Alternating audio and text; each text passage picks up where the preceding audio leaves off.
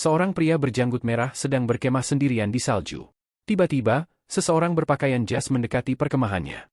Pria berjanggut itu mendongak dari minumannya, memperhatikan tamunya. Dia bertanya mengapa pria itu berpakaian begitu tipis untuk cuaca dingin. Tamu itu mengangkat telepon, mengidentifikasi pria itu sebagai Simon Jones. Simon bertanya apakah Union yang mengirimnya, dan pria itu membenarkannya. Simon menyadari bahwa dia sedang berbicara dengan pembunuh bayaran legendaris, Jay.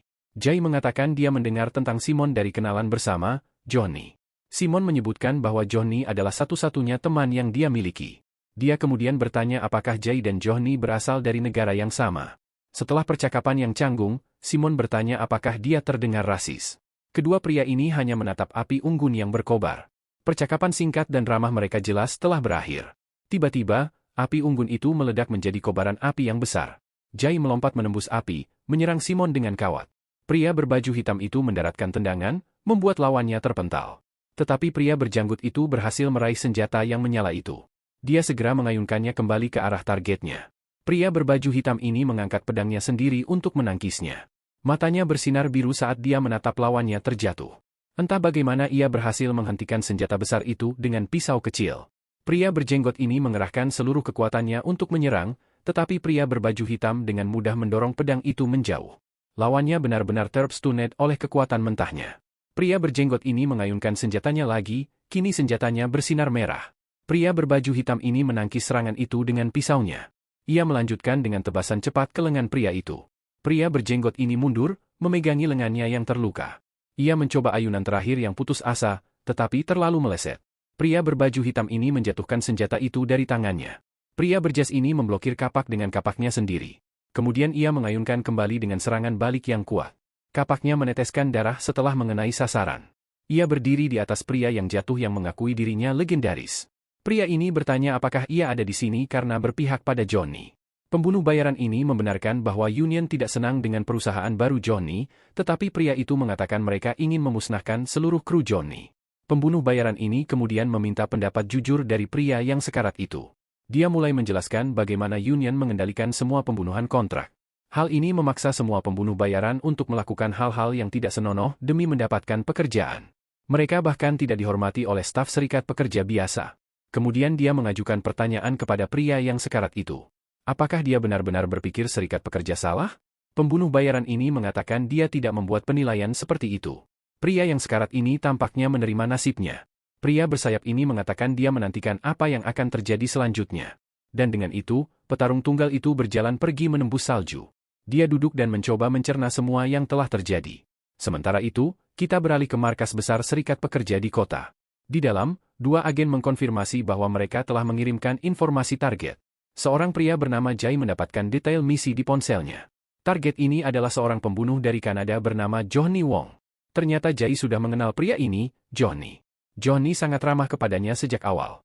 Lihat, serikat pekerja terkadang memasangkan pembunuh bayaran untuk pekerjaan berbasis tim. Mereka sebenarnya bertemu untuk pertama kalinya selama salah satu misi tersebut. Johnny memperkenalkan dirinya dan pria lain itu mengatakan dia adalah Jay. Johnny berpikir itu takdir mereka dipasangkan. Dia bahkan menyarankan agar mereka berteman, tetapi Jay mengatakan dia tidak punya teman. Johnny hanya tersenyum dan mengatakan itu sempurna. Sekarang dia punya satu. Johnny memberitahu ini adalah kesempatannya untuk akhirnya mendapatkan teman. Dan seiring waktu, Johnny menjadi satu-satunya rekan kerja dekatnya. Jay ingat mereka minum-minum di sebuah bar suatu malam. Johnny bertanya apakah dia ingin menjadi rekan kerja yang lebih dekat lagi. Kemudian dia mengusulkan agar mereka menjadi mitra bisnis. Johnny berencana untuk memulai perusahaannya sendiri. Dia muak bekerja untuk serikat pekerja dan membayar iuran mereka. Dia mencoba meyakinkan Jay bahwa mereka bisa melakukan sesuatu yang luar biasa bersama, tetapi Jay langsung menolak tawaran itu. Dia percaya bahwa pekerjaan adalah sesuatu yang harus dilakukan sendiri. Johnny tidak terkejut, mengatakan dia sudah menduga Jay akan mengatakan itu. Dia hanya merasa perlu untuk tetap bertanya padanya. Kemudian dia memperingatkan Jay bahwa serikat pekerja mungkin suatu hari akan mengirimnya untuk membunuhnya. Kembali ke masa kini, Jay akhirnya mengerti maksudnya. Agen ini mengklarifikasi bahwa targetnya adalah seluruh perusahaan Johnny. Pekerjaan ini menghasilkan bayaran sebesar $25 juta. Jay bertanya mengapa mereka tidak menggunakan pasukan mereka sendiri. Pengawasnya menjelaskan bahwa mereka ingin menghindari korban jiwa. Dan dari semua pembunuh bayaran, mereka paling mempercayai Jay. Jay menerima, tetapi dia memiliki satu syarat untuk mereka. Sebagai imbalan atas penghancuran perusahaan tersebut, mereka harus mengampuni Johnny. Ia tahu mereka berada dalam situasi sulit tanpa dirinya. Penanggung jawab ini menyetujui kesepakatan asalkan Jay berhasil. Kemudian, Jay berjalan sendirian di kota. Ia bertanya-tanya mengapa ia repot-repot menyelamatkan nyawa Johnny. Mungkin ia hanya ingin menjadi orang yang membunuhnya. Tiba-tiba, seorang anak laki-laki berlari menghampirinya menjual gelang. Anak itu mengatakan salah satu gelangnya memiliki kekuatan misterius. Jay tampak sedikit penasaran dan bertanya apa fungsinya. Anak itu mengatakan gelang itu memberimu kekuatan untuk menjalani hidup baru. Kembali ke masa lalu, Jay memutuskan untuk mengambil gelang itu. Ia memakainya, berpikir sudah waktunya untuk perubahan. Tapi pertama-tama, ia harus menyelesaikan pekerjaannya saat ini. Misi ini akan memberinya bayaran $25 juta. Ia bertanya-tanya apa yang akan ia lakukan setelah pensiun. Sejujurnya, ia belum pernah benar-benar mempertimbangkannya sebelumnya. Sementara itu, Johnny memandang ke arah kota. Tepat saat itu, Jay masuk ke kantornya. Johnny menawarinya minuman, tampak kelelahan. Jay langsung mengambil gelas itu dan menenggaknya. Kemudian, ia menghancurkan gelas itu dengan tangan kosongnya. Dia memberitahu Johnny bahwa perusahaannya sudah bangkrut, tetapi Johnny hanya menyeringai, mengatakan Jay terlihat lusuh. Kemudian dia melemparkan minumannya sendiri tepat ke arah Jay. Jay dengan mudah menghindari gelas yang datang. Jay mendongak. Jay benar-benar lengah. Pria berrompi itu menyerbu masuk dengan tendangan bercahaya. Dia membuat Jay terlempar ke seberang ruangan.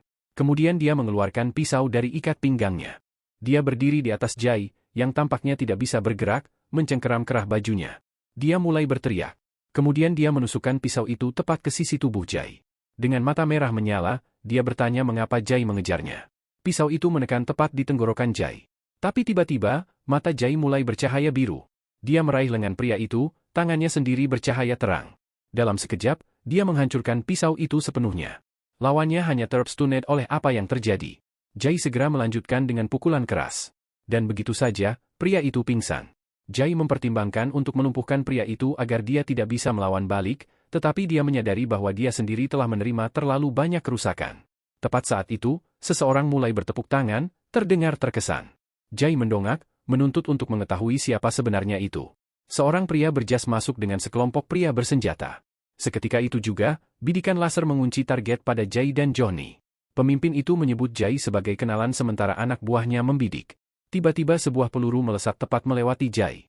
Kepalanya. Dia berbalik dengan sangat terkejut. Mereka menembak. Jay berteriak bahwa mereka punya kesepakatan untuk mengampuni Johnny. Dia memegangi sisi tubuhnya, jelas kesakitan. Pria berjas itu hanya menyuruhnya untuk tidak marah. Jay hanya menatapnya dengan sangat marah. Pria itu hanya mengatakan bahwa ini hanya bisnis. Dia menjelaskan bahwa Union menganggap orang-orang luar biasa seperti mereka sebagai ancaman. Johnny mengatakan Jay adalah ancaman bagi bisnisnya, tetapi Jay hanya berteriak balik dengan marah. Tiba-tiba, menara tersembunyi muncul dan melepaskan tembakan. Jay hancur berkeping-keping oleh peluru. Dia jatuh ke tanah, tampaknya mati, tetapi kemudian gelang di pergelangan tangannya mulai bercahaya. Tampaknya mengaktifkan semacam kekuatan aneh. Seekor kupu-kupu cahaya biru terbang keluar dari tangannya. Penglihatan Jay tiba-tiba berubah ke jalanan di malam hari. Dia entah bagaimana masih hidup, bertanya-tanya apa yang sedang terjadi. Dia sekarang berada di tempat kejadian kecelakaan mobil. Pengemudi ini mabuk dan Jay menyadari dia berada di Korea. Tampaknya dia berada di tubuh pria yang baru saja meninggal. Pengemudi mabuk itu terkejut mendengar suara Jay dan Jay langsung melayangkan pukulan keras ke wajahnya. Adegan beralih ke seorang pria berjaket hoodie yang menginjak-injak seseorang. Dia dengan brutal menginjak wajah pria itu. Kemudian dia masuk ke dalam mobil, mengira dia telah meninggal di Amerika. Sekarang, entah bagaimana, dia terbangun dalam tubuh baru di Korea. Dia bersumpah untuk membalas dendam pada bisnis yang membunuhnya. Saat mengemudi pergi, dia mulai menyadari bahwa dia berada di Korea. Dia tahu dia tidak mungkin mengemudi kembali ke Amerika. Selain itu, kelompok yang dia buru tidak mudah ditemukan. Dia benar-benar kewalahan dengan seluruh situasi. Untuk saat ini, dia memutuskan untuk mencari rumah pemilik tubuh itu dan beristirahat. Dia mulai berpikir tentang bagaimana pembunuh bayaran mengumpulkan informasi. Saat ini, semua informasi yang Anda butuhkan ada di ponsel pintar. Meretas itu sulit, tetapi tidak jika Anda memiliki wajah pemiliknya. Dan begitu saja, ponsel itu terbuka untuknya. Dia segera tiba di apartemen pemilik tubuh itu. Dia menemukan alamat pria yang tubuhnya dia tempati. Memeriksa kulkas, dia tidak menemukan apapun kecuali sebotol air. Dia mengetahui bahwa tubuh itu milik seorang pria berusia 27 tahun bernama Jin Yi. Ternyata Jin Yian memiliki kehidupan yang sangat sulit. Setelah menghabiskan airnya, dia langsung membuang botol itu. Dan yang lebih buruk lagi, dia tewas ditabrak pengemudi mabuk. Tiba-tiba, seseorang mulai menggedor pintunya dengan keras. Dia memeriksa ponselnya, bertanya-tanya siapa itu. Sudah larut malam. Saat membuka pintu, ia mendapati 3 pria berjas sedang menunggu. Mereka menangkapnya, menuntut penjelasan tentang tunggakannya. Ia menyadari bahwa mereka pasti adalah para rentenir yang pernah meminjam uang dari JN. Ia mengintip sebentar ke lorong.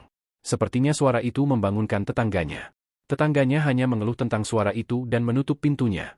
Para rentenir itu kemudian menerobos masuk dan mulai menggeledah apartemennya. Salah satu dari mereka mengacungkan kunci mobil, marah karena utang tersebut. Jai dengan tenang menawarkan mobil itu kepada mereka, menyarankan mereka untuk keluar. Salah satu pria lainnya marah dengan sikapnya, tetapi pemimpin mereka menahannya, menyuruhnya menunggu. Mereka setuju bahwa mereka tidak bisa kembali ke bos mereka dengan tangan kosong, jadi mereka semua pergi keluar untuk memeriksa mobil itu. Pemimpin itu berbisik kepada anak buahnya untuk menawar harga serendah mungkin. Ia mengatakan kepada Jai bahwa harga mobil itu hampir tidak cukup untuk menutupi bunga. Jai mengingatkan mereka bahwa mobil itu jelas rusak akibat kecelakaan. Kemudian ia bertanya apakah mereka benar-benar bisa menilainya dari luar. Tiba-tiba, ia mencengkeram kepala salah satu pria itu. Dia menyuruhnya memeriksa bagian dalam, lalu membenturkan wajahnya ke jendela. 2 hiu lainnya yang sendirian benar-benar terkejut. Seperti yang dikatakan orang pertama setelah mereka terjatuh, mereka menyebut Jai bajingan gila. Jai segera melanjutkan dengan tendangan keras ke orang berikutnya. Jai mendaratkan pukulan telak pada salah satu preman.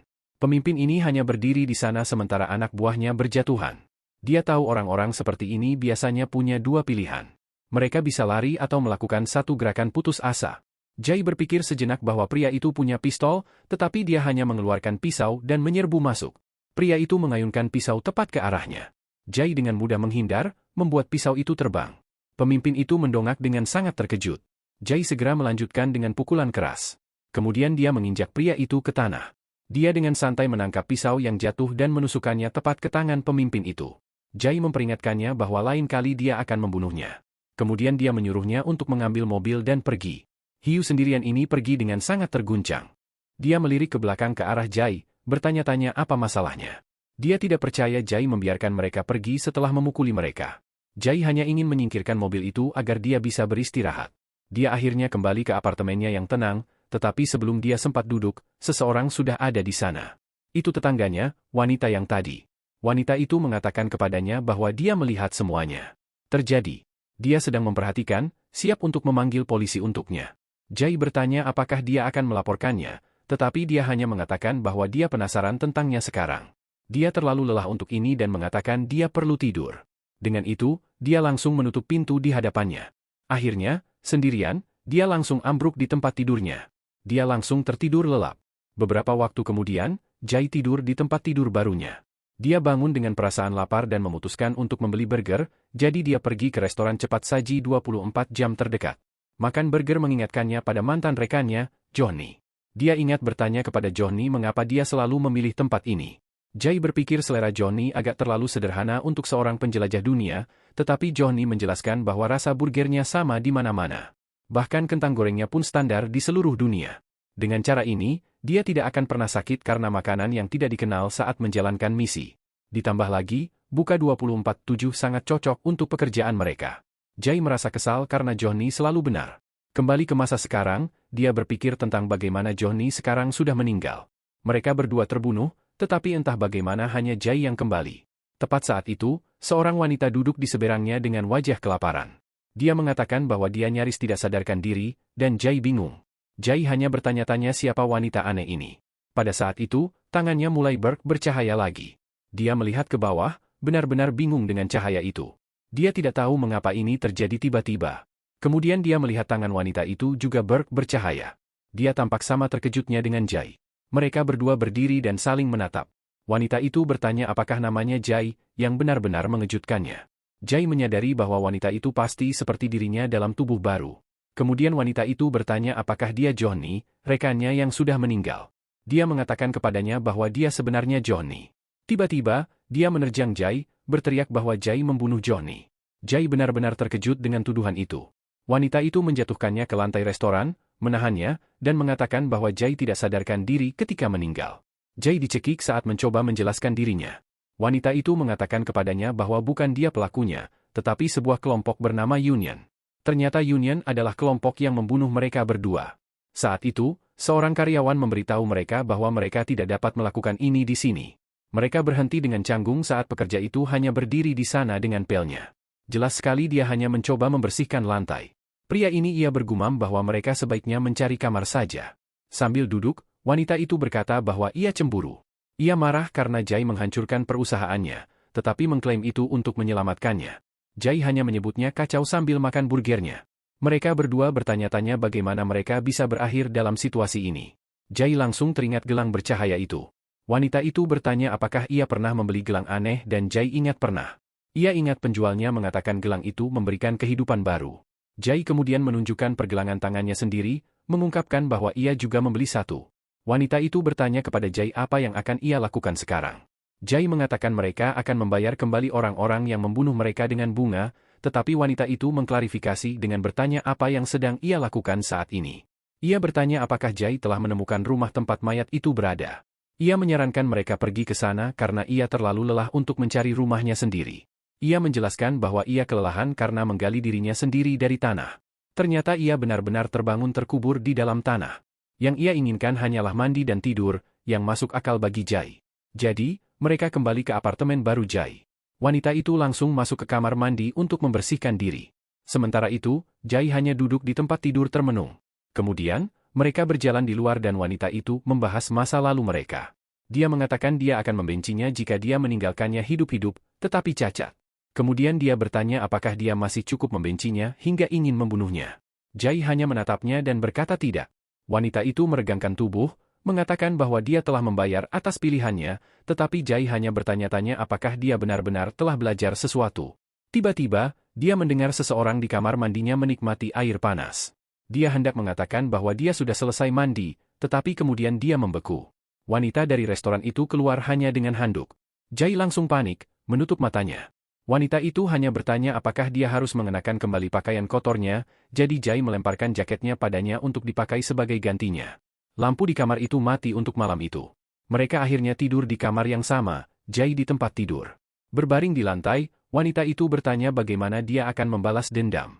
Jai mengatakan dia akan membalas dendam pada Union atas segalanya.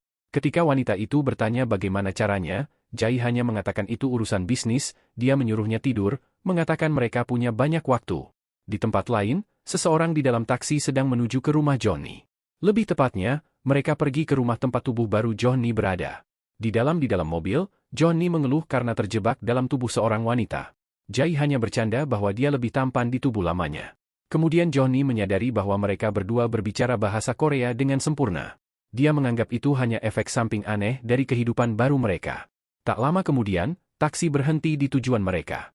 Mereka berdua keluar dan menatap tempat itu. Ternyata tubuh barunya dilengkapi dengan rumah besar, jadi Johnny langsung menekan bel pintu. Sebuah suara di interkom terkejut mendengar kabar darinya.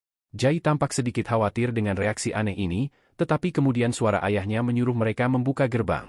Gerbang itu terbuka dan Johnny tampak sangat senang. Dia mengatakan kepada Jai bahwa dia akan bertemu dengannya nanti untuk menyelesaikan pembicaraan mereka. Sekarang Johnny harus berpura-pura menjadi keluarga dengan orang asing. Jai berbaring di tempat tidur berpikir bahwa dia beruntung berada dalam tubuh seorang penyendiri. Dia memeriksa telepon dan memastikan bahwa pria itu tidak punya siapa-siapa. Itu mengingatkannya bahwa dia juga seperti itu sebelum meninggal. Dia menjalani kehidupan lamanya tanpa keluarga atau teman, tetapi kemudian dia berpikir Johnny akan marah dengan pemikiran itu. Tepat di Ki, terdengar ketukan di pintunya. Dia dengan hati-hati membukanya sedikit untuk melihat siapa itu. Tiba-tiba, sebuah pisau muncul, menebas tepat ke arahnya. Jai dengan cepat menunduk, menghindari pisau itu. Penyerang ini adalah seorang pria bertopi dan berkacamata. Dia mengayunkan pisau untuk serangan lain, tetapi Jai langsung meraih pergelangan tangannya, menghentikan serangan itu. Dia benar-benar menghentikan pisau itu dengan tangan kosongnya. Penyerang ini tampak sangat terkejut dengan kekuatannya. Jai segera bergerak untuk melakukan serangan balik. Sebuah pisau tiba-tiba menusuk tepat menembus botol air. Seorang penyusup bertopi dan berkacamata berada di apartemen. Dia menerjang Jai, yang hanya berbalik menghadapinya, tetapi mata Jai bersinar dengan cahaya biru yang aneh. Dia langsung melayangkan pukulan kuat ke perut pria itu. Penyusup ini langsung roboh karena satu pukulan itu. Sekarang di lantai, Jai bertanya kepadanya siapa yang mengirimnya. Dia meraih wajah pria yang berdarah itu, mencari jawaban. Dengan tatapan mengancam, dia bertanya apakah itu Union. Penyusup ini ketakutan, kacamatanya benar-benar retak. Adegan ini kembali ke adegan pisau yang mengenai botol. Penyusup ini mencoba menusuk Jai dari belakang, tetapi Jai terlalu cepat, sehingga kacamata penyusup itu terlepas. Pria ini sekarang hanya tergeletak babak belur di lantai. Dia menyangkalnya, mengatakan bahwa Union bahkan tidak tahu dia ada di sana. Di sini, sebuah kilas balik menunjukkan seorang pria memegang pisau ke arah pria yang dipukuli. Tanpa ragu, dia bergerak untuk menyerang. Dia menusukkan pisau tepat ke kepala pria itu. Kemudian dia dengan tenang bertanya siapa yang mengirim pria itu. Pria itu terbatuk-batuk mencoba menjawab pertanyaan itu. Kembali ke masa kini, Johnny bersama keluarga korban. Ayah korban memarahi putrinya karena pergi terlalu lama. Johnny memperhatikan saudara-saudaranya tidak terlihat khawatir, hanya ketakutan. Putrinya yakin mereka terlibat dalam kematian Somi yang sebenarnya. Sementara itu, saudara laki-laki korban berada di luar panik menelepon. Dia berteriak bahwa gadis yang dia bayar untuk dibunuh telah kembali. Orang di ujung telepon menyuruhnya untuk memeriksa kamera gerbang. Mereka melihat rekaman Somi tiba dan kemudian pergi bersama seorang pria. Kontaknya mengatakan mereka juga harus menyingkirkan pria itu. Saudara laki-laki korban benar-benar kehilangan kendali karena mereka meminta lebih banyak uang. Dia mengeluh bahwa dia membayar untuk pekerjaan yang tidak dilakukan dengan benar. Saat itu juga, saudara perempuannya, Ju Kyung, menghampirinya. Dia bertanya apa yang terjadi dan dia hanya menyalahkan kontraktor. Lalu dia berkata mungkin ini semua demi kebaikan, tetapi wanita itu menyuruhnya berhenti mengatakan Somi masih saudara perempuan mereka. Dia membantah dan mengatakan bahwa Somi hanyalah selingkuhan anak perempuan itu. Ju Kyung mengingatkannya bagaimana ibu mereka sakit karena Somi. Dia khawatir ayah mereka akan memberikan seluruh perusahaan kepada Somi. Kakaknya tiba-tiba kehilangan kesabaran dan membentaknya. Kemudian dia mengatakan kepadanya bahwa dia melakukan semua ini untuknya. Sementara itu, kembali ke apartemen Jai, Jai menyadari bahwa pembunuh Somi juga mengirim pembunuh bayaran untuk mengejarnya. Dia berpikir untuk membunuhnya, tetapi memutuskan itu terlalu merepotkan. Penyerang ini benar-benar takut pada Jai. Dia tidak percaya betapa cepat dan kuatnya pria ini. Penyerang ini berpikir dia masih bisa menyergap Jai, tetapi Jai sudah menodongkan pisau ke lehernya. Dia mengatakan kepadanya bahwa itu tidak akan berhasil. Jai bisa merasakan apa yang direncanakannya. Dia bertanya kepada pria yang ketakutan itu apakah dia ingin hidup. Jai kemudian menyuruhnya pergi dan mengatakan dia tidak ada di rumah. Dia juga memperingatkannya untuk tidak pernah menerima pekerjaan yang melibatkan mereka lagi. Jika dia pernah menunjukkan wajahnya lagi, dia akan mati. Dengan itu, Jai langsung membanting pintu. Di luar, penyerang itu mendapat telepon dari kliennya. Dia berbohong, mengatakan targetnya bahkan tidak ada di sana. Kemudian dia mengundurkan diri dari pekerjaannya dan menawarkan pengembalian uang. Kembali ke rumah besar itu, sang saudara laki-laki berada di ujung telepon. Dia sangat marah karena si pembunuh bayaran itu mundur. Tiba-tiba, Johnny berjalan tepat di belakangnya. Kakaknya memperhatikan Somi pergi sambil menggenggam ponselnya. Dengan marah, ia menyuruh kontaknya untuk mencari pembunuh baru. Sementara itu, Johnny memeriksa ponsel Somi untuk mencari jawaban. Ia mengetahui bahwa ayahnya adalah Han Chumon, ketua HK Group, dan kakaknya berasal dari istri pertamanya. Rupanya, putri bungsu ayahnya baru saja dibunuh kemarin. Johnny menduga saudara tiri membunuhnya untuk mendapatkan warisan. Saat itu, kakak perempuan Somi datang untuk berbicara. Ia bertanya kepada Somi apakah ia baik-baik saja dan apa yang terjadi padanya. Johnny hanya berpura-pura, mengatakan bahwa kakaknya mabuk dan tidak ingat apa-apa. Somi mengira kakaknya hanya ingin tahu lebih banyak. Tapi kemudian, kakaknya meraih tangannya, berterima kasih karena telah kembali. Melihat wajahnya, Johnny berpikir kakaknya tampak benar-benar khawatir. Ia bahkan merasa kakaknya agak imut. Dari luar ruangan, kakaknya memperhatikan mereka dengan curiga. Sementara itu, kakak perempuan Somi terkejut oleh sesuatu. Ia berpikir kakaknya juga akan menyingkirkannya jika ia menghalangi jalannya. Dia ketakutan, memikirkan bagaimana dia hampir kehilangan segalanya. Kakak perempuan. Tapi kemudian seseorang memanggilnya, SIS, yang membuatnya bingung. Ternyata Johnny yang menghiburnya dan menyuruhnya untuk tidak menangis. Sang kakak perempuan bingung, bertanya-tanya apakah Somi selalu berbicara seperti ini. Kemudian, Johnny menelepon Jai untuk menanyakan apakah dia baik-baik saja. Dia terkejut mendengar seorang pembunuh bayaran mengejarnya. Dia menyadari orang yang sama berada di balik kedua serangan mereka. Jai mengatakan dia pikir dia tahu siapa orangnya. Dia mengatakan kepadanya bahwa mereka perlu mengurus orang itu terlebih dahulu. Johnny kemudian mengutarakan rencananya untuk membalas dendam pada Union. Dia bertanya apa yang akan dia lakukan karena perusahaan lamanya sudah tidak ada lagi. Jai hanya mengatakan dia pikir dia akan memberitahunya apa yang harus dilakukan. Dia terkejut dia tidak punya rencana, tetapi mengatakan ada cara tercepat. Idenya adalah mengambil alih bisnis yang sudah ada. Jai tampaknya serius mempertimbangkan sarannya. Kemudian, dia menyesal tidak bertanya kepada pembunuh bayaran itu tentang organisasinya. Saat sedang menyikat gigi, dia tiba-tiba mendengar suara. Ada suara dentuman keras dari pintu depannya. Dia bertanya-tanya apakah pembunuh bayaran yang dia peringatkan benar-benar kembali, tetapi seseorang meneriakkan namanya dan dia mengenali suara itu. Dia membuka pintu dan menemukan dua hiu sendirian dari sebelumnya. Mereka dengan gugup mereka memberitahu Jai bahwa mereka datang untuk menagih hutang, tetapi kemudian bos mereka muncul dan menyuruh mereka pergi. Jai sedikit terkejut melihat mereka bersama seorang bos. Pria baru ini memperkenalkan dirinya sebagai kepala perusahaan pinjaman. Kemudian dia mengatakan bahwa dia telah menemukan bisnis yang sudah ada. Pria ini jelas punya banyak uang, dilihat dari mobilnya yang bagus. Dia menghisap vape-nya dan hendak mengajukan proposal. Bos yang kejam itu sangat marah. Anak buahnya tidak membawa kembali uang. Anak buahnya meminta maaf, tampak babak belur. Dia bahkan lebih marah karena mereka dipukuli oleh debitur. Salah satu anak buahnya menendang pria itu karena membuat alasan. Pria ini bersikeras bahwa debitur itu seperti mantan pasukan khusus. Muak, bos memutuskan untuk pergi sendiri. Dia mengatakan ingin bertemu dengan pria tangguh itu sekarang juga. Jadi, dia muncul di apartemen Jai untuk menghadapinya. Dia tampak tidak terkesan dan menyuruh Jai untuk ikut dengan mereka.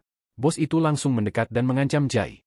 Anak buahnya semua mengira perkelahian akan segera dimulai, tetapi yang mengejutkan semua orang, Jai langsung setuju untuk pergi. Seluruh kru terkejut karena dia menyerah begitu saja. Bos itu hanya menyeringai, mengira Jai ketakutan. Mereka membawanya ke semacam tempat industri.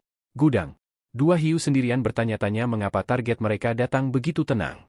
Pria ini hanya duduk di sana terikat di kursi. Dia dengan tenang melihat sekeliling ruangan tempat mereka membawanya. Dia bahkan berkomentar tentang biaya utilitas gedung. Kemudian dia dengan santai bertanya berapa sewanya. Bos operasi ini akhirnya datang menghadapinya. Dia kesal karena anak itu bertanya tentang real estate. Bos ini menjelaskan bahwa mereka menghasilkan uang dari pembayaran bunga, tetapi dengan para penunggak, katanya lebih baik untuk mendapatkan pokoknya saja. Dia menyuruh anak itu untuk membayar dan menyelesaikannya. Bos ini menyarankan untuk menghubungi semua orang yang dikenalnya untuk meminta uang, tetapi anak itu tahu tidak ada yang akan meminjamkan uang kepadanya sekarang. Bos ini mengatakan itulah mengapa dia perlu terdengar putus asa dan anak buahnya akan membantunya terdengar seperti itu. Mereka segera mulai memukulinya dengan tongkat baseball. Seorang pria berjas mendengarkan dengan saksama panggilan telepon. Di ujung lain, seorang sandera memohon untuk hidupnya. Pria berjas ini hanya menyeringai, menyuruh anak buahnya untuk mengembalikan telepon.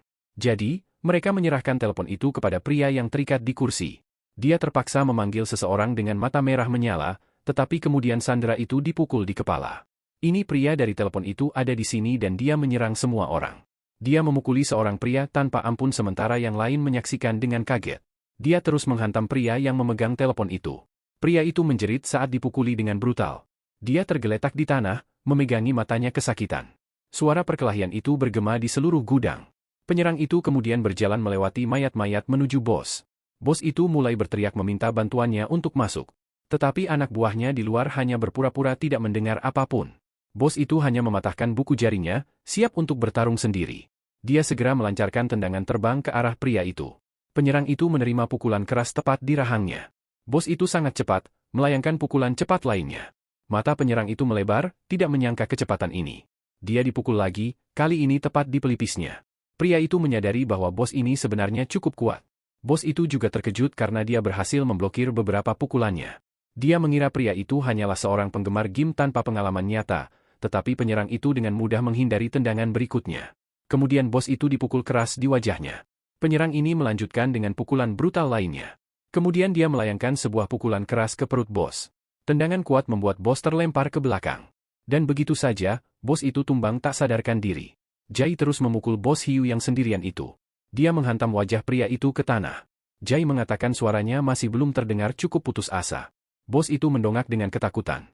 Dia mulai memohon kepada Jai untuk berhenti agar mereka bisa bicara.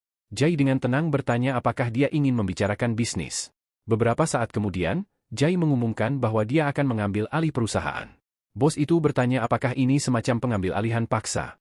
Jai hanya mengatakan begitulah cara kerja dunia bawah. Bos itu terkejut dan menawarkan untuk menjelaskan situasinya. Dia mengatakan dua kelompok, Xia Guang dan Dongen, menguasai Seoul. Perusahaannya berada di Siaguang, wilayah S, jadi mereka membayar upeti. Jai mengambil air, bertanya apa maksud bos itu. Bos itu memperingatkannya bahwa Siaguang akan membunuhnya karena ini. Jai hanya menyesap airnya sambil berkata dia akan mengambil alih Siaguang juga. Bos itu menjelaskan bahwa dua kelompok mengendalikan dunia bawah jiwa. Jai dengan santai mengatakan dia mengerti skalanya.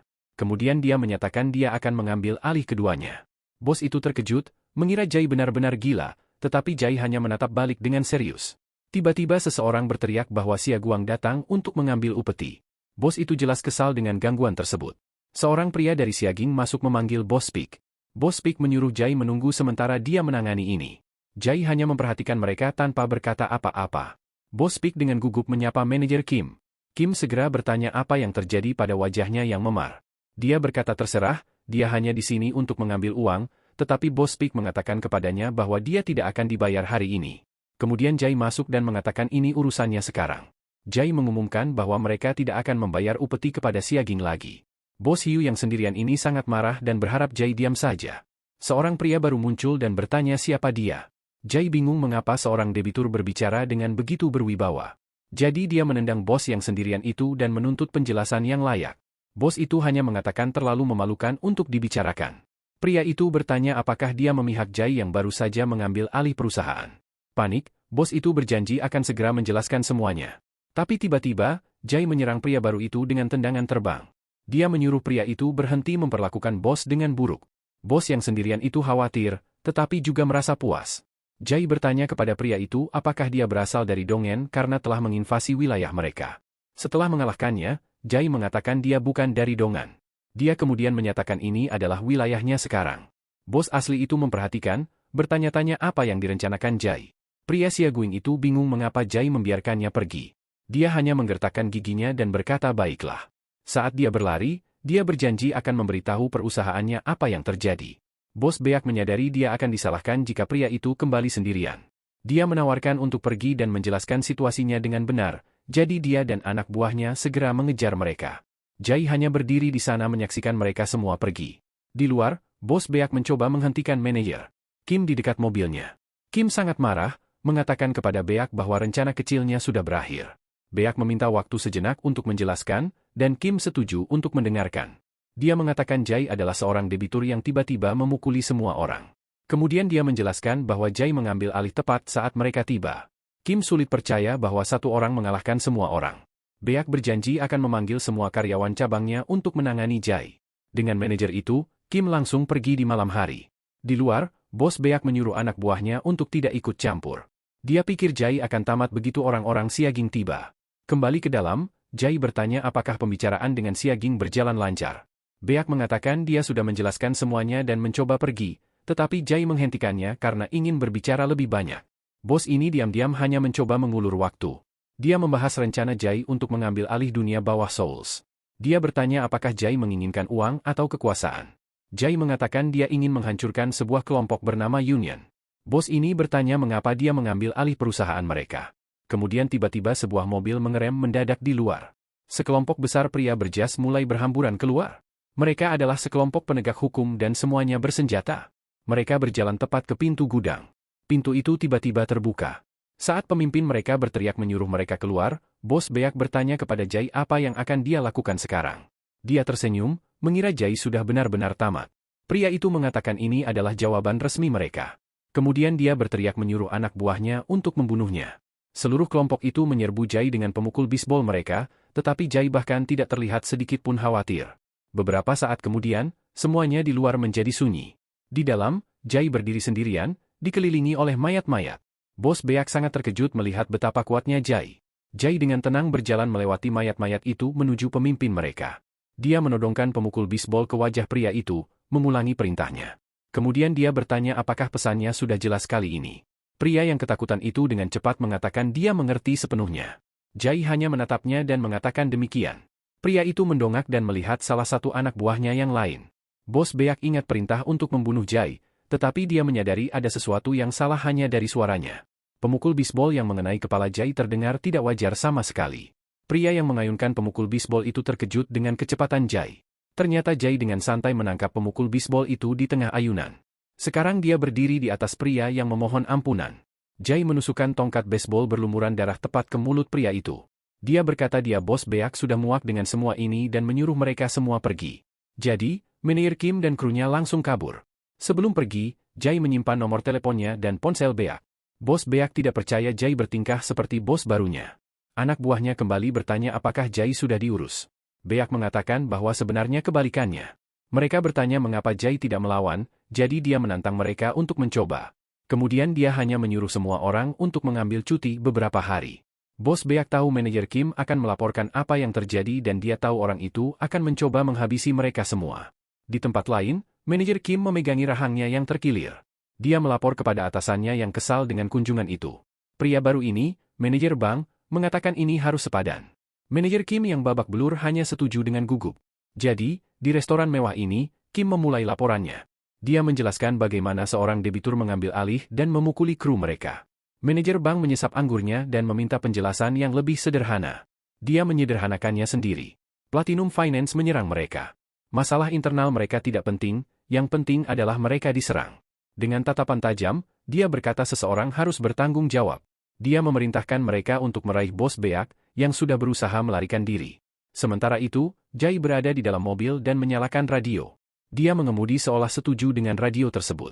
Sementara itu, bos Beak pergi sambil memikirkan masa-masa sulit yang harus dihadapinya. Dia tidak yakin kapan masalahnya akan berlalu. Dia bertanya-tanya apa yang seharusnya dilakukan dalam situasi seperti ini. Tiba-tiba, dia mengerem mendadak dengan ekspresi muram. Mobil lain memotong jalannya dan dua pria keluar. Salah satu dari mereka menelepon dan melaporkan bahwa mereka telah mengamankan Beak. Beberapa saat kemudian, kita melihat Beak tampak lebih babak belur. Seorang pria berjas, manajer bank, berdiri di atasnya. Beak ingat mencoba melarikan diri tetapi langsung tertangkap. Manajer bank mengatakan kepadanya bahwa seseorang harus bertanggung jawab. Dia memerintahkan Beak untuk membawanya Jin Yian, yang merupakan nama asli Jai, dan dia mengatakan dia tidak peduli bagaimana Beak melakukannya. Jadi sekarang Beak dengan gugup menelepon Jai. Jai mengangkat telepon dan mengoreksinya bahwa itu adalah laporan, bukan obrolan. Beak hanya memohon agar dia segera datang ke perusahaan. Pria berambut pirang ini mencoba mencari cara untuk mengakali penelepon, tetapi orang di telepon langsung bertanya apakah dia sudah tertangkap. Jin Yianlah yang menyuruhnya untuk mengatakan, tentu saja. Kemudian dengan tenang ia mengatakan sedang dalam perjalanan. Panggilan telepon itu berakhir, membuat pria berambut pirang itu benar-benar terkejut. Bos bertanya apa yang terjadi dan pria itu mengatakan dia sedang datang. Dia menatap telepon, bertanya-tanya mengapa dia datang untuk menyelamatkannya. Sementara itu, Jin Yian tiba di luar gedung. Dia menyadari dia tidak bisa mendapatkan taksi karena daerah itu sangat terpencil. Di tempat lain, beberapa orang sedang menunggu, percaya pada manajer bank. Salah satu dari mereka menjelaskan bahwa manajer bank sebenarnya sangat terampil. Rupanya, faksi mereka kalah dalam perebutan kekuasaan perusahaan, tetapi bank tetap teguh pada keyakinannya, yang memberi pelajaran kepada pria itu. Temannya bertanya apa yang dia pelajari dari semua itu. Dia mengatakan dia belajar untuk melepaskan tali yang busuk dan mencari yang baru. Beberapa anak buah Beak melihat seseorang mendekat, dan itu adalah Jai yang melaju kencang dengan skuter. Pria ini bertanya kepada manajernya apa yang harus mereka lakukan, tetapi manajer itu mengeluarkan pisau, bersumpah untuk melawan balik. Sesaat kemudian, ketiganya tergeletak di tanah. Jai mempertimbangkan untuk membawa pisau itu bersamanya. Sementara itu, seorang pria di dalam melihat Jai di luar. Dia berpikir Jai sama sekali tidak terlihat kuat. Jai dengan tenang mengatakan bahwa dia di sini untuk menyelamatkan karyawannya. Bos Beak terkejut mendengar perkataannya itu. Pria baru ini menuduh Beak bekerja sama dengan Jai. Bos Beak sangat marah karena mengira Jai gila. Dia marah karena Jai bertingkah seperti bosnya, tetapi Jai hanya menyuruhnya untuk tetap di pojok. Kalah. Beak hanya setuju dan pergi. Manajer bank menatap tajam pria berambut pirang itu. Dia mengatakan kesimpulannya tentang pria itu benar. Pria itu menyadari bahwa dia benar-benar dalam masalah sekarang. Tiba-tiba, seseorang menyerbu dengan kecepatan tinggi. Itu adalah Jai yang menerjang manajer bank dengan pisau, tetapi manajer bank berhasil menghindari serangan itu. Namun, mata Jai tertuju pada targetnya. Dia segera melanjutkan dengan gerakan lain. Jai menghantamkan gagang pisau ke bahunya. Kemudian dia melepaskan serangkaian serangan. Setelah beberapa saat, Jai berdiri kembali siap. Manajer bank berpikir sepertinya dia babak belur, tetapi dia tahu tidak ada satupun pukulan yang benar-benar mengenai sasaran. Dia membandingkan Jai dengan perisai yang tidak bisa dihancurkan. Jai hanya membalik pisau, siap untuk pertarungan sebenarnya. Dia pikir dia hanya perlu memberikan satu cakaran yang tepat. Tapi dia terkejut melihat Jai datang langsung ke arahnya. Jai merunduk di bawah lengannya dan menebas dengan pisau. Dia mendapat sebuah luka sayatan bersih tepat di dahi pria itu. Ini disengaja karena luka di dahi banyak berdarah. Ini adalah taktik yang digunakan untuk mengaburkan penglihatan lawan. Dan sekarang manajer bank hampir tidak bisa melihat. Dengan penglihatannya yang kabur, reaksinya terlalu lambat. Dia tersandung ke depan, benar-benar kehilangan orientasi. Jai dengan mudah menendang pisau itu dari tangannya. Senjata itu berputar di udara, lalu jatuh berjatuhan ke lantai. Pria berambut pirang ini tidak percaya apa yang baru saja terjadi. Manajer bank menyeka darahnya, sambil berkata, kesenangan sudah berakhir. Dia merapikan dasinya, siap bertarung dengan benar sekarang. Jai mendaratkan pukulan keras tepat di kepala manajer bank. Dia mengikutinya dengan tendangan kuat ke perut, tetapi bank dengan tenang menyesuaikan kacamatanya. Dia bahkan memuji Jai, mengatakan dia melakukannya dengan baik. Kemudian dia menyatakan bahwa dia akan bertarung dengan benar sekarang dan dia mengirim Jai terbang mundur dengan pukulan dahsyat. Jai terkejut, menyadari kekuatan pria ini bukanlah lelucon. Manajer bank segera mendekat untuk serangan lain. Jai terpaksa menangkis rentetan pukulan yang dahsyat. Pria berambut pirang yang sedang menonton ini belum pernah melihat bank beraksi sehebat ini. Jai berpikir kekuatan bank adalah luar biasa tapi juga gegabah. Dia bertanya-tanya apakah pukulan pertama itu membuatnya kehilangan kendali. Sekarang dia berpikir bank hanya menyerang seperti babi hutan. Kedua orang itu terus saling bertukar pukulan keras. Tiba-tiba, mata manajer bank mulai memerah. Salah satu pria mengayunkan pipa tepat ke kepala Jai, tetapi Jai malah menerima pukulan itu di sisi tubuhnya. Dia segera membalas dengan pukulan ke wajah pria itu. Pukulan ini membuat pria itu terlempar ke belakang, memuntahkan darah. Sekarang, dua lagi anggota kelompok itu tergeletak di lantai. Manajer bank menyeka darah dari kepalanya sendiri. Dia menyadari Jai sengaja menerima pukulan itu untuk menurunkan kewaspadaannya. Dia kemudian menoleh ke bawahannya yang berambut pirang. Bank mengatakan dia juga harus bertanggung jawab atas kekacauan ini. Dia menyuruh pria itu untuk menyimpan pisaunya, sambil mengulurkan tangannya. Pria pirang itu hanya mengumpat, jelas kesal dengan perintah itu. Tapi kemudian, mata manajer bank membelalak. Dia melihat bayangan Jai di kacamatanya tepat di belakangnya. Jai datang dengan tendangan yang kuat. Tendangan itu tepat mengenai kepala bank, menjatuhkannya. Jai mengulurkan tangannya, meminta pisau. Pria berambut pirang itu tampak terkejut, tetapi kemudian menyerahkannya. Bersama manajer bank tergeletak di lantai, Jai mengatakan dia sedang bersenang-senang. Dia dengan ahli memutar pisau di tangannya, lalu mulai menusuk bank berulang kali. Manajer bank hanya bisa berteriak kesakitan. Jai menjelaskan bahwa dia sengaja menghindari semua organ dalam. Dia memperingatkan bank untuk tidak melakukan hal bodoh seperti mengejar mereka, tetapi bank mengancam bahwa perusahaan akan memburunya. Pria berambut pirang ini menyaksikan semua ini dengan kebingungan. Dia tidak tahu apa yang harus dia lakukan sekarang. Jai melempar pisau kembali, menyarankan mereka pergi makan. Kemudian dia memberitahu pria berambut pirang itu bahwa dia harus mengemudi. Dan mereka berdua pergi dengan skuter sementara pria berambut pirang itu stres karena Jai hanya bertanya-tanya apa yang akan dimakan. Beberapa waktu kemudian, mereka berada di McDonald's 24 jam. Pria berambut pirang ini cukup terkejut mereka hanya makan burger. Jai hanya bertanya apakah dia akan makan makanannya atau tidak. Pria ini kemudian bertanya apa yang Jai rencanakan untuk manajer bank. Jai dengan tenang mengatakan dia akan mengambil alih perusahaan mereka dan dunia bawah. Teman barunya tidak tahu apakah dia serius. Dia teringat kembali saat dia melihat Jai berkelahi. Itu adalah pemukulan yang benar-benar brutal. Dia mengakui bahwa dia tahu Jai sangat pria itu tampak kuat, tetapi ia mengatakan bahwa menjadi kuat dan membangun perusahaan adalah hal yang berbeda. Ia tahu ini dari pengalamannya sendiri menjalankan bisnis. Jai menunjukkan bahwa terlalu berbahaya bagi pria itu untuk pulang, jadi ia hanya mengundangnya untuk menginap di tempatnya saja. Dan mereka pun kembali ke apartemen Jai. Pria berambut pirang itu sudah bertanya-tanya apa yang telah ia perbuat. Sementara itu, seorang pria sedang menelepon dan membicarakan situasinya. Teman sekamarnya yang berambut pirang memberitahunya bahwa seseorang akan datang nanti. Ia menjelaskan bahwa itu adalah rekan bisnisnya yang sedang dalam perjalanan. Di tempat lain di kota, seorang wanita berada di dalam bus yang penuh sesak. Ia tampak sangat lelah setelah seharian bekerja. Sesampainya di gedungnya, ia berpikir untuk berhenti dari pekerjaannya. Ia masuk ke dalam dan memanggil lift. Sambil menunggu, seorang wanita lain dengan rambut merah muda muncul. Wanita pertama itu meliriknya sekilas. Wanita berambut merah muda itu terkejut melihat wajah cantik baru. Ia kemudian memperhatikan wanita lain itu menekan tombol lantai 3. Ternyata mereka berdua akan pergi ke lantai yang sama. Lift itu mulai naik ke lantai 3. Wanita berambut merah muda ini mengetuk pintu, menyuruh mereka membukanya. Yang lainnya wanita itu terkejut, menyadari bahwa dia berada di apartemen yang sama. Seorang wanita masuk bersama Jai, mengatakan bahwa dia membawa bir. Dia berkomentar betapa dia menyukai pilihan bir di sini. Pria berambut pirang ini, Juni, menganggapnya sangat cantik. Dia mengangkat kaleng birnya dengan sedikit senyum. Kemudian dia membukanya, siap untuk mengobrol sambil minum. Mereka semua duduk dan Jai menunjukkan bahwa wanita itu masih membeli bir Amerika. Dia memperkenalkan dirinya sebagai Somi dan menawarkan minuman kepada Juni. Jai kemudian bertanya apakah dia dan Jai mungkin berpacaran. Keduanya cukup terkejut dengan pertanyaan itu. Somi hanya tertawa dan dengan bercanda merangkul Jai, tetapi Jai mendorongnya menjauh, bersikeras bahwa mereka hanya rekan kerja. Somi kemudian bertanya mengapa Jai membawa Juni ke sini. Dia menjelaskan bahwa Juni diculik dan tidak punya tempat lain untuk pergi. Dia mengatakan kepadanya untuk tidak khawatir tentang uang karena ayah barunya sangat kaya. Juni berpikir komentarnya tentang ayah baru yang kaya terdengar agak aneh. Somi menyuruh Jai untuk mencari kantor untuk mereka. Setelah mereka menghabiskan bir mereka, saatnya untuk tidur. Jai menawarkan tempat tidur kepada Ji dengan mengatakan bahwa dia adalah tamu. Somi mengeluh bahwa dia terlalu lelah untuk pulang sekarang. Juni sama sekali tidak mengerti Jai. Tiba-tiba, Somi langsung menjatuhkan diri di tempat tidur tepat di sebelahnya. Dia bilang dia tidak akan tidur di lantai lagi. Jadi, mereka bertiga bersiap untuk tidur, tetapi Juni terjaga dengan Somi di sebelahnya.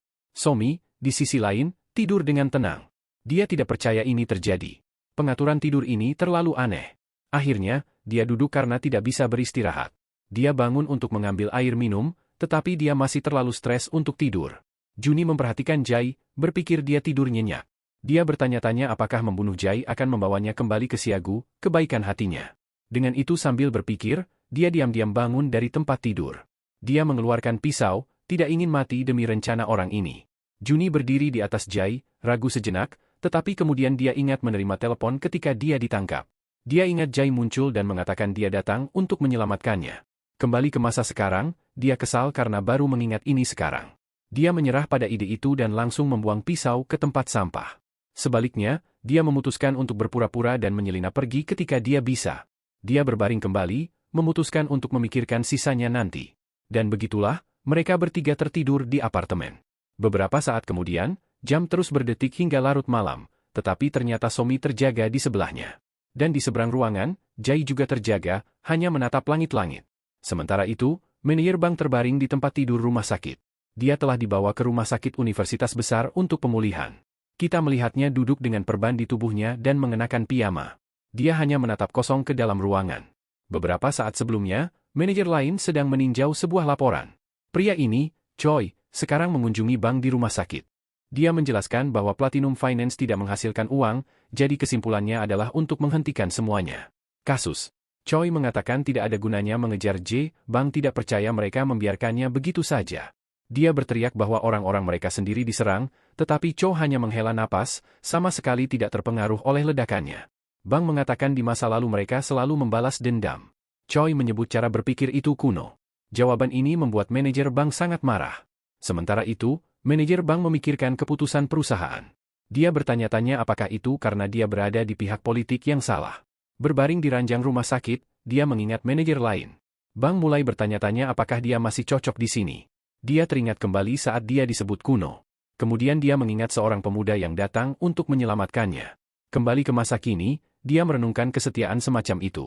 Keesokan paginya, matahari bersinar melalui jendela. Jai duduk di tempat tidur tampak sedikit linglung. Kemudian dia melihat Juni dan Somi tidur bersama. Lengannya melingkari tubuhnya. Mereka berdua tampak cukup damai. Tapi kemudian Juni bangun dan benar-benar panik. Teriakannya membangunkan Somi yang mengeluh tentang kebisingan. Jai hanya berkata karena mereka sudah bangun, sudah waktunya sarapan. Juni bertanya-tanya sarapan seperti apa yang Jai rencanakan. Ternyata mereka hanya akan pergi ke McDonald's. Dia memperhatikan daging di sana dan berpikir itu agak aneh. Tiba-tiba telepon Somi berdering. Dia menjawab dan menyuruh orang di ujung telepon untuk menjemputnya. Jai bertanya siapa itu dan Somi mengatakan itu sopirnya. Juni cukup terkejut mendengar bahwa Somi memiliki sopir pribadi.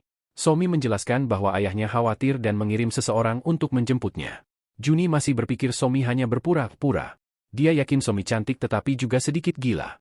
Saat itu Somi menunjukkan bahwa mobil yang menjemputnya sudah datang. Juni melihat keluar dan melihat sebuah mobil mewah berhenti. Jai mengatakan dia akan pergi mencari kantor sekarang. Somi melambaikan tangan dan mengatakan kepada mereka berdua untuk bersenang-senang. Seorang sopir berjas membuka pintu dan Jie menyadari bahwa Somi mungkin serius. Ji masih memikirkan Somi sebagai putri Cha. Saat itu teleponnya berdering. Itu nomor yang tidak dikenal tetapi dia tetap menjawabnya. Di ujung telepon sana adalah manajer bank yang sedang bersiap-siap untuk meninggalkan rumah sakit. Juni terkejut dan Bang bertanya apakah dia sedang bersama Jai saat ini. Dia membenarkan bahwa dia sedikit bingung. Bang memberitahunya bahwa dia akan datang ketemui mereka segera. Sementara itu, sebuah mobil mewah melaju di kota. Di dalam mobil, Somi bertanya kepada sopir apakah mereka akan pulang, tetapi sopir mengatakan ayahnya menginginkannya di perusahaan. Dia mulai bertanya-tanya seberapa besar perusahaan ini. Dan kemudian mereka berhenti di depan gedung pencakar langit yang sangat besar. Somi melihat keluar jendela dan benar-benar terpukau. Mobil itu berhenti tepat di depan pintu masuk. Seorang pria menyapanya dan mengatakan dia bekerja untuk kakak laki-lakinya. Somi teringat pada pria menyebalkan berkacamata itu. Seorang pria berjas menawarkan untuk mengantarnya ke kantor ketua. Dia mengatakan Direktur Han khawatir karena dia jarang berkunjung. Dia segera menyadari bahwa pria itu hanya dikirim untuk memata-matainya, jadi dia menyuruhnya pergi, yang mengejutkannya. Dia mengatakan dia sudah punya pemandu dan bertanya kepada sopirnya, Tuan Kim. Pria berjas itu kesal dan menyuruh Tuan Kim untuk mundur. Somi segera ikut campur dan bertanya apa yang sedang dilakukannya. Matanya berbinar saat dia bertanya siapa dia sehingga berani berbicara kepada sopirnya seperti itu. Dia mengatakan tidak menghormatinya sama saja dengan tidak menghormatinya dan pria itu segera meminta maaf. Dia mengulangi lagi bahwa mereka bisa menemukan kantor itu sendiri. Dia berkeringat tapi tetap tenang. Ia bersikeras agar pria itu ikut dengan mereka. Somi bertanya apakah Direktur Han menyuruhnya menguping pembicaraannya. Ia dengan sinis bertanya-tanya apakah ia harus melamar pekerjaan di perusahaan itu. Kemudian ia menyuruh pria itu untuk berhenti bermain-main dan pergi bersama sopirnya. Seorang pria berjas berdiri di samping sebuah mobil mewah. Dalam kilas balik, kita melihat Somi berjalan memasuki gedung perusahaan. Semua orang di sana berbisik-bisik tentang putri ketua. Ia dan seorang pria yang lebih tua masuk ke lift bersama. Pria itu berkomentar bahwa Somi tampaknya telah banyak berubah. Somi berpikir dalam hati bahwa ia benar-benar orang yang berbeda. Kembali ke masa kini, pria itu melapor kepada seorang eksekutif. Ia mengatakan bahwa Somi terasa seperti orang yang sama sekali berbeda. Eksekutif Hanju ini berpikir Somi telah bertindak gila. Ia bahkan mengingat saat ia diperintahkan untuk membunuh Somi. Percakapan ini beralih ke kontraktor baru yang telah mereka pekerjakan. Juichi menjelaskan bahwa ia terhubung dengan kelompok dunia bawah terkemuka. Kesepakatan ini terkait dengan penawaran proyek konstruksi besar. Ia menyuruh bawahannya untuk melanjutkan rencana tersebut. Nama perusahaan dunia bawah itu adalah Siaguang. Nama perusahaan dunia bawah itu adalah Siaguang dan ternyata manajernya adalah Bang dari Siaguang. Ingin bertemu. Juni menjelaskan kepada Jai bahwa Bang tiba-tiba meneleponnya. Jai berpikir lebih aman jika Bang datang menemui mereka. Dia mempertimbangkan semua kemungkinan dengan cermat. Dia tahu Bang mungkin akan melakukan penyergapan, tetapi tempat umum membatasinya. Jadi dia menyuruh Ji untuk mengundangnya saja. Jai tidak khawatir karena Bang masih dalam masa pemulihan dari luka tusuknya. Juni masih gugup, tetapi Jai menyuruhnya mengirimkan alamatnya. Beberapa saat kemudian, sebuah burger sudah menunggu di meja dan benar saja, manajer Bang datang menemui mereka. Baik Bang maupun Juni terlihat sangat tegang. Jai, di sisi lain, tampak sangat santai. Dia menyuruh Bang untuk makan, mengatakan bahwa dia membutuhkan protein untuk pemulihan. Manajer Bang mengambil burger itu, terkejut dengan beratnya. Manajer Bang menggigit burgernya dengan lahap. Juni hanya memperhatikan, berpikir betapa rapi cara makannya. Setelah beberapa saat, Bang telah menghabiskan semuanya. Dia tampaknya juga sangat menikmatinya. Jai bertanya mengapa dia ada di sini, tetapi Bang malah balik bertanya. Dia bertanya apakah Jai benar-benar berencana untuk melawan Siaguang. Jai mengatakan dia lelah berbicara dan akan langsung melakukannya. Jadi, Juni menjelaskan rencana Jai untuk mendominasi dunia bawah. Bang hanya menyeringai melihat ambisi besar ini. Kemudian dia mulai tertawa terbahak-bahak. Dia mengatakan itu terdengar gila, tetapi juga masuk akal. Lalu dia bertanya apakah Jai membutuhkan lebih banyak orang untuk perusahaannya. Jai berkata, semakin banyak semakin baik karena mereka memiliki hal-hal besar yang harus dilakukan. Mendengar itu, Bang mengatakan dia ingin bergabung dengan perusahaan mereka. Juni benar-benar terkejut dengan keputusan mendadak ini. Bang bertanya tentang perusahaan Jai saat ini, tetapi Jai mengatakan pindah bukanlah masalah besar. Jai menunjukkan bahwa Bang dulu sangat loyal kepada perusahaan lamanya. Bang sedikit terkejut bahwa Jai benar-benar mendengarkannya. Dia mengakui bahwa dia benar-benar percaya pada perusahaannya, tetapi kemudian dia diberitahu bahwa Platinum Finance tidak menghasilkan cukup uang. Jadi, perusahaan memutuskan bahwa akan merugi jika terus mengejar Jai. Juni menyadari ini berarti Siaguang tidak akan mengejarnya lagi. Jai mengerti mengapa dia berhenti, tetapi bertanya mengapa dia ingin bergabung dengan mereka. Bang mengatakan dia melihat Jai menyelamatkan Ji dan menginginkan loyalitas seperti itu. Jai merasa sedikit tersanjung dan mengatakan dia akan senang jika ada orang itu di sana, tetapi dia menjelaskan bahwa mereka belum memiliki kantor dan memintanya untuk menunggu. Setelah itu, mereka berjabat tangan. Mereka berjabat tangan, menyegel kesepakatan. Setelah Bang pergi, Jai hanya berkomentar bahwa burgernya enak.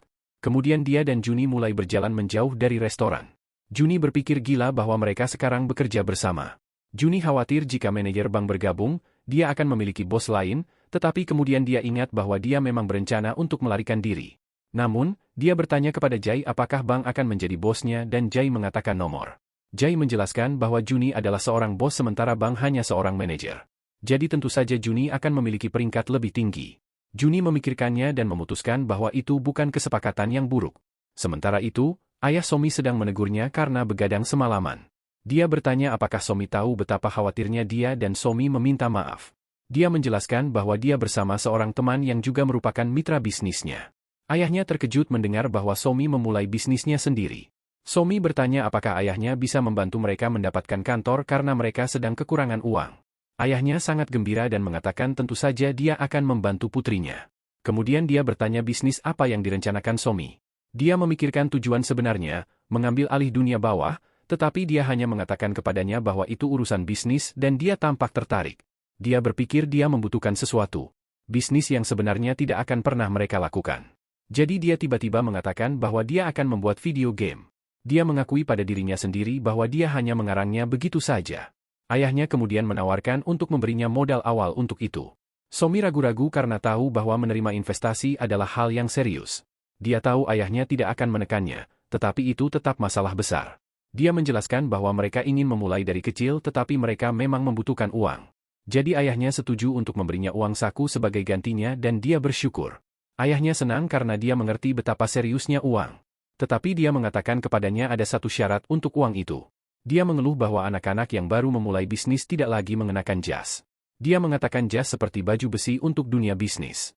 Somi berpikir itu adalah cara berpikir yang sangat ketinggalan zaman. Tetapi ayahnya menyuruhnya untuk melihat foto-foto lama perusahaan terkenal. Dia mengatakan mereka semua mengenakan jas sebelum membangun kerajaan mereka.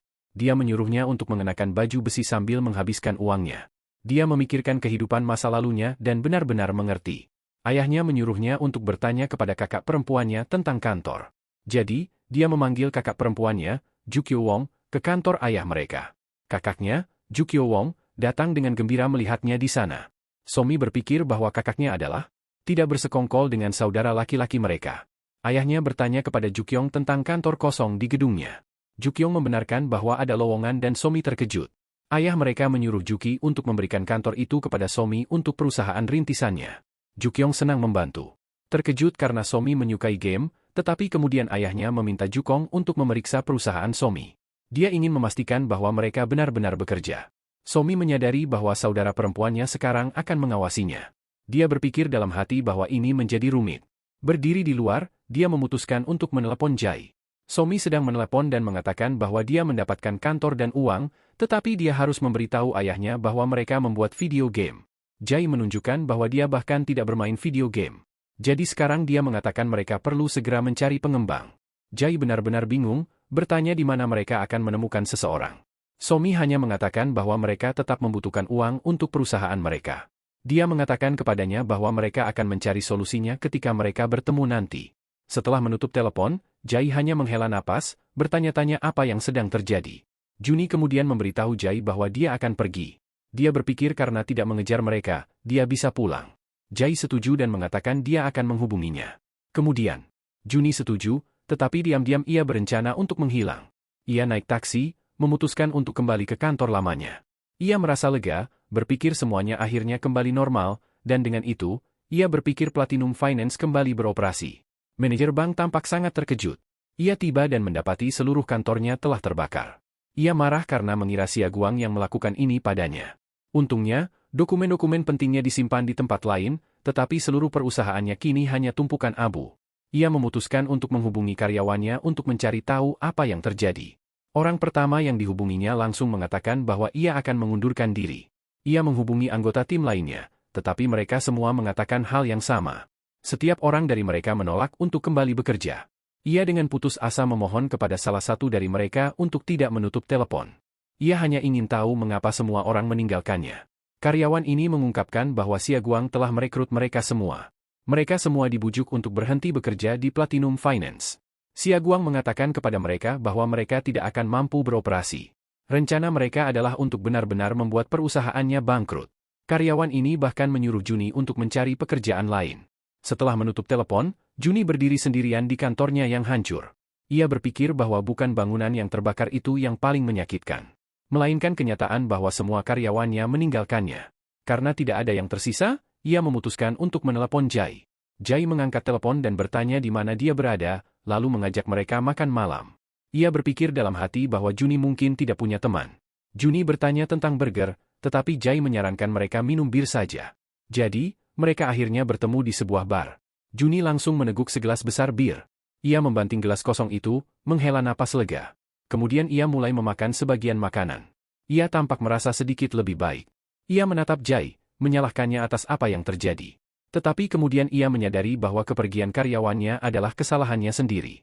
Jai bertanya kepada Juni apa yang salah karena ia tampak termenung. Juni menjelaskan bahwa perusahaannya, Platinum Finance, telah hancur. Ia mengatakan kantornya terbakar, mungkin oleh Siaging, dan semua karyawannya direkrut oleh perusahaan lain sehingga tidak ada yang tersisa. Namun Jai mengatakan kepadanya bahwa itu tidak benar karena dia masih bersamanya. Juni tidak tahu harus berkata apa. Dia bingung dan bertanya apa yang sebenarnya Jai bicarakan. Juni mengatakan dia tidak mengerti karena mereka hampir tidak saling mengenal. Dia ingat bagaimana Jai pernah memukulinya dengan brutal di masa lalu. Dan kemudian bagaimana Jai mengumumkan akan mengambil alih perusahaannya. Ji menunjukkan bahwa Jai mencuri perusahaannya tetapi kemudian menyelamatkannya. Dia berterima kasih atas kata-katanya tetapi dia masih bingung. Dia bertanya apakah mereka benar-benar cukup dekat sehingga Jai mengatakan itu. Jai menjelaskan bahwa di kehidupan sebelumnya dia selalu hidup sendirian. Jadi dia mengakui dia tidak benar-benar tahu bagaimana caranya dekat dengan siapapun. Jai mengakui dia menjauhkan orang-orang tetapi memiliki satu teman. Dia ingat seorang pria yang selalu berada di sisinya. Dia memberitahu Juni bahwa itulah mengapa dia ingin dekat. Juni terkejut bahwa Jai menginginkan ikatan seperti itu. Dia meneguk birnya, memikirkan tentang kesetiaan sejati. Dia mengakui bahwa biasanya dia akan menganggap pembicaraan seperti ini murahan, tetapi setelah kehilangan semua orang, kata-kata Jai benar-benar menyentuhnya.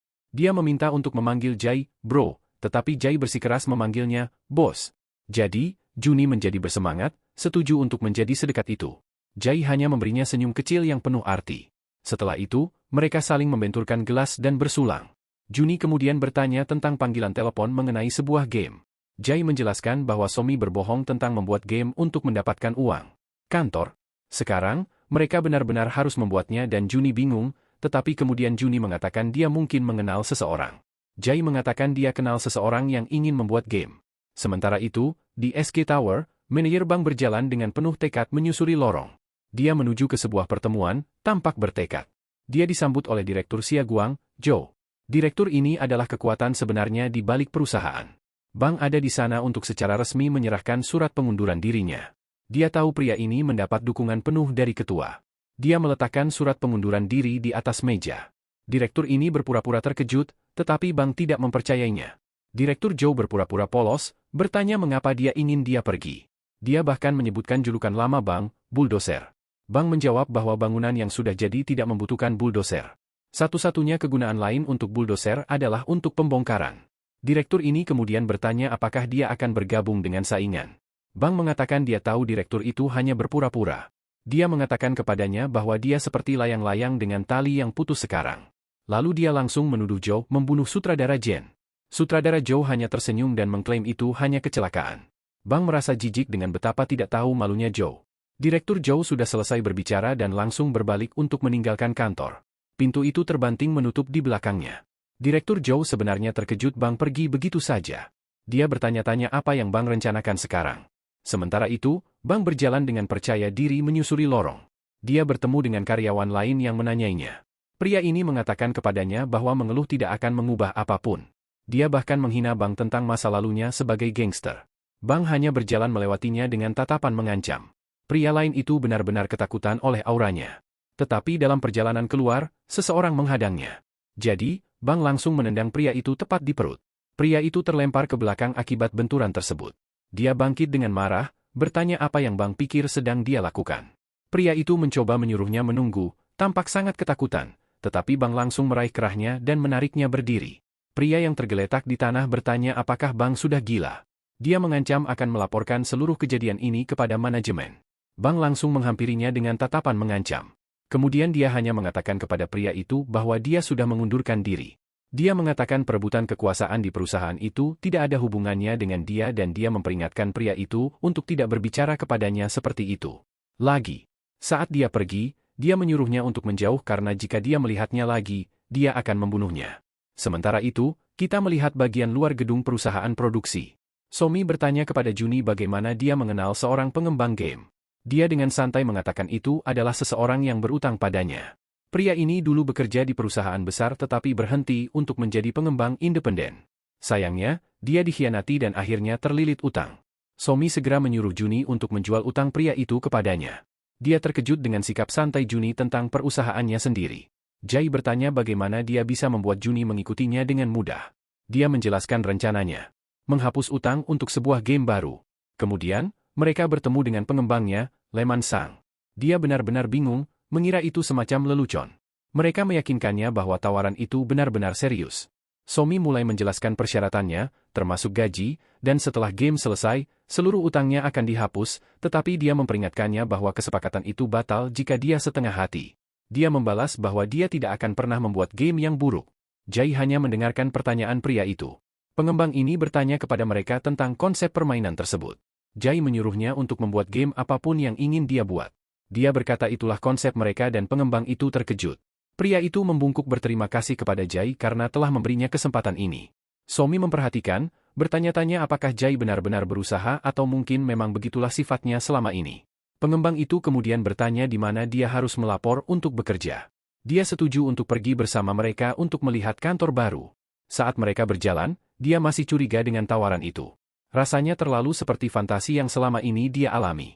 Dia ingat peringatan tentang orang-orang yang mengatakan apa yang ingin Anda dengar. Ditambah lagi, seorang penipu yang memperkenalkan mereka, jadi bisa jadi itu penipuan. Tepat saat itu, Somi mengumumkan bahwa mereka telah tiba. Pengembang itu mendongak, benar-benar terkejut dengan bangunan itu. Dia pikir mereka pasti menunjuk ke bangunan acak, tetapi Somi hanya menyuruh semua orang untuk masuk ke dalam. Dan kantor yang mereka masuki sangat besar dan modern. Pengembang itu berpikir tempat ini terlalu bagus. Jai menjelaskan bahwa mereka membeli semua furnitur dari penyewa sebelumnya. Juni kemudian mengatakan dia akan menggunakan kamar mandi. Pengembang itu dengan cepat mengatakan dia akan ikut dengannya, jadi mereka berdua pergi ke kamar mandi pria. Juni berkomentar tentang terlalu banyak minum kopi. Ini pengembang itu bertanya apakah Juni benar-benar menutup bisnisnya. Dia kemudian bertanya apakah semua ini semacam penipuan. Dia tidak percaya tawaran itu nyata. Tetapi Juni menunjukkan bahwa dia tidak punya apa-apa lagi untuk ditipu. Dia mengatakan jika ada uang untuk diambil, dia pasti sudah melakukannya. Pengembang itu menyadari bahwa Juni benar. Juni menyuruh pengembang itu untuk terbiasa dengan hal-hal yang tidak masuk akal. Somi kemudian bertanya kepada Jai apakah dia benar-benar baik-baik saja dengan semua ini. Jai menunjukkan bahwa mempekerjakan tim akan menghabiskan banyak uang, tetapi Somi mengungkapkan bahwa ketua mendanai mereka dengan miliaran. Dia menambahkan bahwa mereka bahkan mendapatkan kantor mahal ini secara gratis. Somi mengakui dia bisa saja menjalani hidup yang nyaman dan mudah, tetapi dia tidak bisa melupakan orang-orang yang membunuh mereka. Jai tersenyum, berterima kasih padanya karena tetap berpegang pada rencana. Sekarang kantor sudah siap, dia mengatakan sudah waktunya untuk menelepon. Sementara itu, kembali ke SG, seseorang menertawakan Bang. Seorang karyawan bertanya kepada Direktur Joe apakah mereka harus memecatnya saja. Direktur ini mengatakan Bang mengundurkan diri, jadi tidak ada yang bisa dilakukan. Tetapi karyawan itu khawatir Bang mungkin melakukan sesuatu yang gila. Ekspresi sutradara Joe tiba-tiba menjadi serius. Pria ini menyarankan agar mereka akan menyingkirkannya. Direktur Joe memberitahu manajer Choi bahwa dia juga telah menjadi preman, tetapi Choi memperingatkannya bahwa Bang bukanlah orang yang mudah dikalahkan. Direktur ini mengeluh tentang pengeluaran lebih banyak uang untuk menangkapnya. Dia khawatir tentang reputasinya jika mereka gagal. Choi mengakui dia takut karena Bang mengancam akan membunuhnya. Jadi, direktur itu membuat rencana baru yang kejam. Sementara itu, beberapa mantan karyawan Platinum berada di ruang bawah tanah. Mereka bingung mengapa mereka terjebak di sana. Beberapa dari mereka berpikir mereka hanya perlu menunggu perintah. Saat itu, manajer Choi berjalan menyusuri lorong. Direktur ini mengungkapkan rencananya. Dia tidak peduli jika mereka terluka. Choi tampak bertekad saat mendekati ruangan. Ternyata direktur itu memang berencana untuk menyingkirkan orang-orang ini. Choi masuk dan memberitahu mereka bahwa mereka memiliki pekerjaan penting. Dia menyerahkan sebuah folder berisi tugas baru mereka. Seorang pria memerintahkan timnya untuk menyelesaikan pekerjaan hari ini. Dia pergi, membanting pintu di belakangnya. Salah satu orang membuka sebuah file dengan ekspresi khawatir. Target mereka tidak lain adalah manajer bank. Mereka berbicara tentang bagaimana bahkan bos Beak pun takut padanya.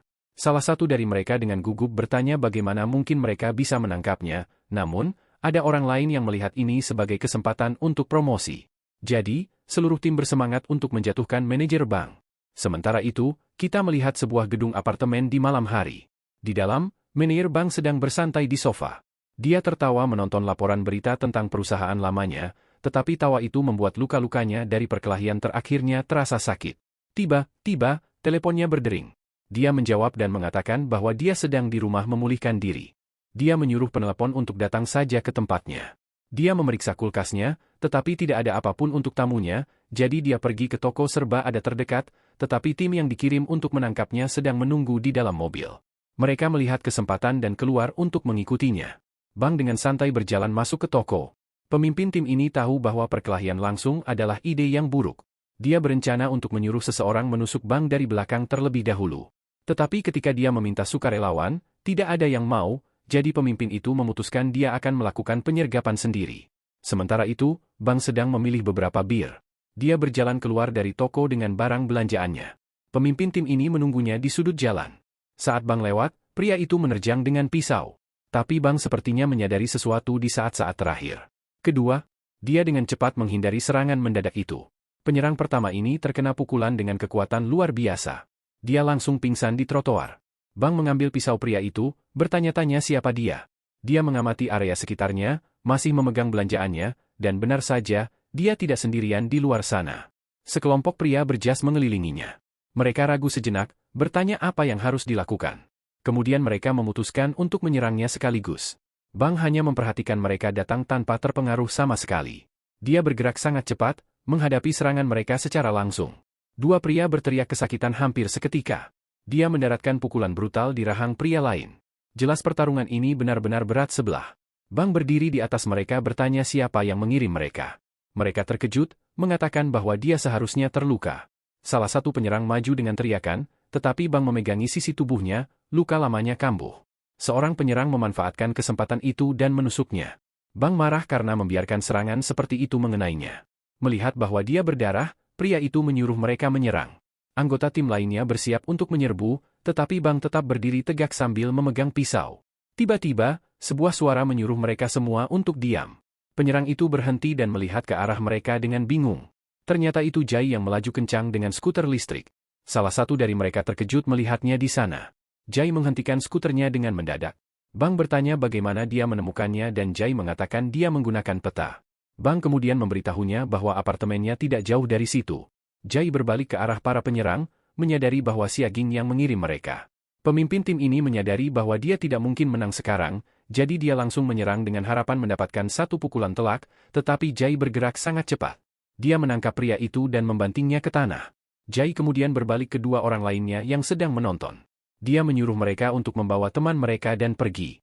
Beberapa saat kemudian, mereka tiba di apartemen Bang. Bang sedang memasang plester bergambar kartun lucu di wajahnya. Dia mengeluh bahwa itu satu-satunya yang ada di toko. Mereka duduk untuk minum dan Bang bertanya mengapa Jai datang. Jai mengingatkannya bahwa dia mengatakan akan menelepon ketika kantor sudah siap. Dia mengulurkan tangannya, meminta Bang untuk bekerja sama dengannya. Bang setuju dan mereka berjabat tangan. Dia mengakui bahwa keadaan di perusahaan lamanya memang buruk. Kelompok asalnya tersingkir karena intrik internal.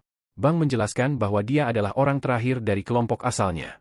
Kemudian Bang mengungkapkan bahwa Siaguang dan Dongen dulunya adalah satu organisasi. Dia menceritakan kepada Jai sebuah kisah tentang seorang pria yang menaklukkan dunia bawah.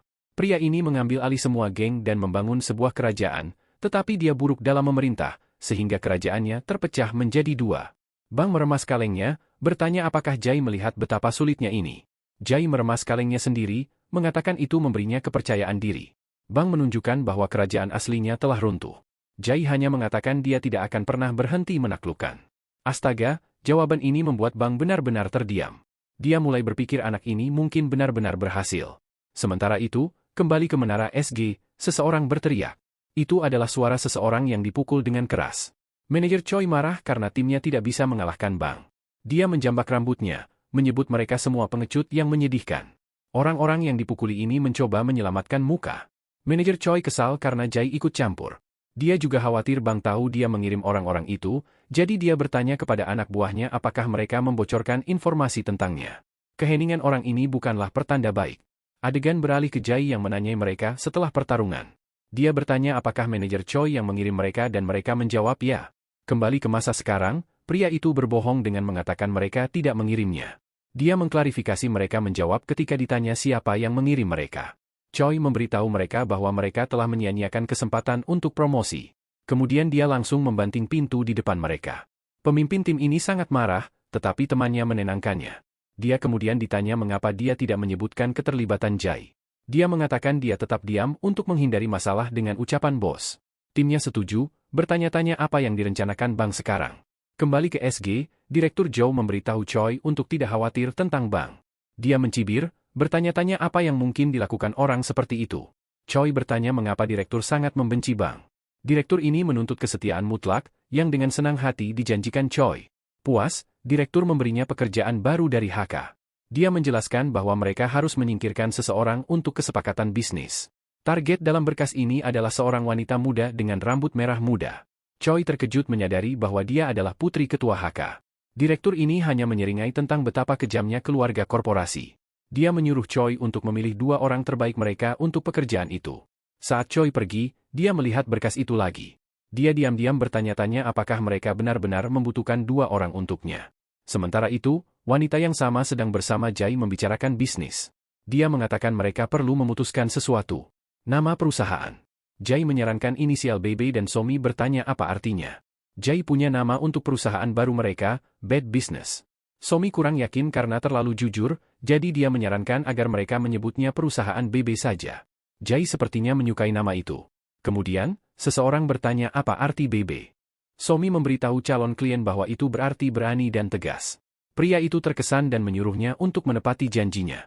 Setelah pertemuan, dia menghela napas, merasakan tekanan. Saat itu, teleponnya berdering. Dia menjawab panggilan itu dengan senyum profesional. Sopirnya menelepon dari tempat parkir. Dia memberitahu bahwa seseorang telah mengiris ban mobilnya. Somi langsung menyadari bahwa ini dilakukan dengan sengaja. Dia memberitahu sopirnya bahwa dia akan pulang sendiri. Jadi sekarang dia sendirian di jalan pada malam hari, dia tahu saat dia melangkah keluar. Seseorang pasti menguntitnya. Ini adalah taktik klasik. Merusak mobil untuk menciptakan celah. Ini sangat berguna untuk memisahkan target dari pengemudinya. Dengan memisahkan mereka, target menjadi jauh lebih rentan. Namun Somi punya rencana.